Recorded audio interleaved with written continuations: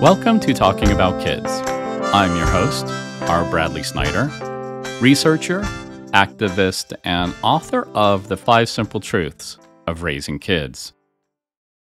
This is the final episode in the Talking About Kids series using the history of HomeBase Youth Services to examine the life cycle of a nonprofit, from founding through hardships and into maturity. To conclude the series, I thought it would be important to hear from some of HomeBase's clients. Several years ago now, 3 residents offered to, anonymously and with the support of a clinical staff, share their stories to help professionals better understand the lasting effects of adverse childhood experiences, or ACEs, and the importance of programs like HomeBase. You will hear 3 distinct voices, and although they are anonymous, I want to thank them for their generosity and courage. This podcast was sponsored in part by the Arizona Department of Health Services Must Stop Bullying campaign through its Title V Maternal and Child Health Program. For more information, go to muststopbullying.org. And now, the clients of HomeBase Youth Services. My real father is addicted to drugs. He smoked crack when I was little. My mom didn't really take care of me much when I was younger. I lived with my grandparents most of the time. She was using very heavily. She actually used like a couple minutes before I was born. So when I was born, I tested positive for methamphetamines. My mom and I never got along. We got into fights. My mom beat me. Growing up with my mom was hard. It was very hard. She was a really heavy drinker, and she did drugs too.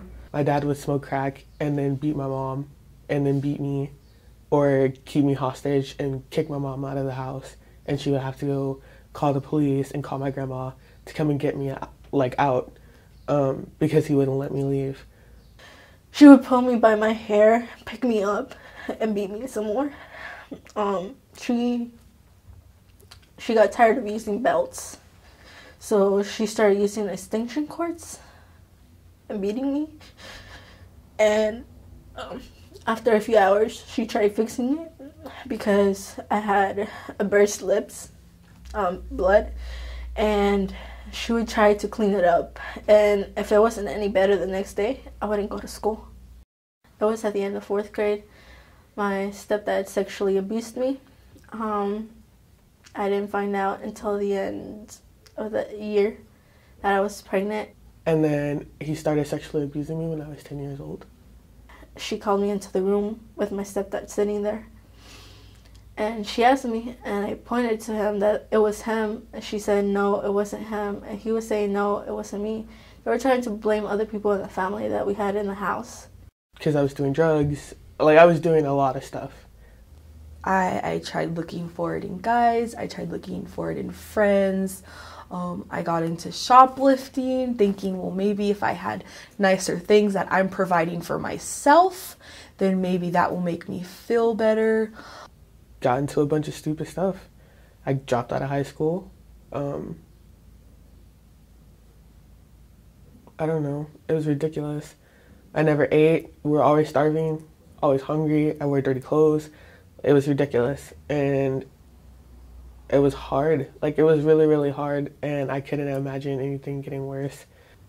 Started popping pills, but it wasn't enough to kill myself. I didn't want to commit suicide. I just wanted to be numb to how I was feeling. I didn't want to feel angry. I didn't want to feel upset. I didn't want to feel smothered. I didn't want to feel anything. When that didn't work, I became suicidal. HomeBase has been a place for me to pull myself together. because when I was bouncing around, I didn't have that time. I was trying to figure out where else I was going to be going. And besides living in CPS, HomeBase is one of the most stable places that I've been. They listen when you have problems. It's not like the other group homes. Oh yeah, we'll fix it. Oh, we'll help you. They help you. You have a roof over your house. The staff is more understanding. When I came here, it was almost like everything in my life made sense for a moment. Like, I'm at a place to where I could focus on me. It's all about me, and I can focus on me, and I can do what I need to do. Finally, I can go back to school, and I have a really good job, and I mean, like, I have friends, you know what I mean? I feel something that I've been searching for my entire life. It sounds cliche, but it's really not. Like, HomeBase is my home. Me and my mom never really had a relationship growing up. I didn't really have an opportunity to be a child, and that was the hardest. You know, like, I never really felt my mom's love, and I never thought that she ever wanted me around. And growing up, like, that was all I wanted. My father wasn't around, and I was okay with that. But my mom, not having my mom too, you know, and having to live under the same roof with her, I think that's what messed up a lot of things. Because I always wanted her support, and I always wanted her to be right by my side, and she never was. I mean, I don't feel like any 9-year-old should be left alone for days on end. That's just not something that 9-year-olds should go through. 9-year-olds should be out riding their bikes and going to sleepovers and playing with Barbies and going to the park. That was not my life. It really wasn't, and I wanted that life. The people that knew what was going on, instead of avoiding it, they should have helped.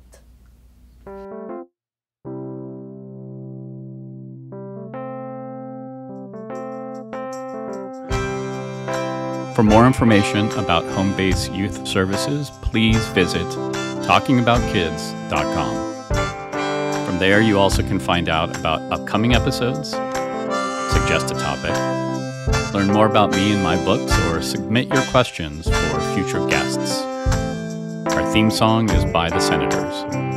For more of their music, go to thesenatorsmusic.com.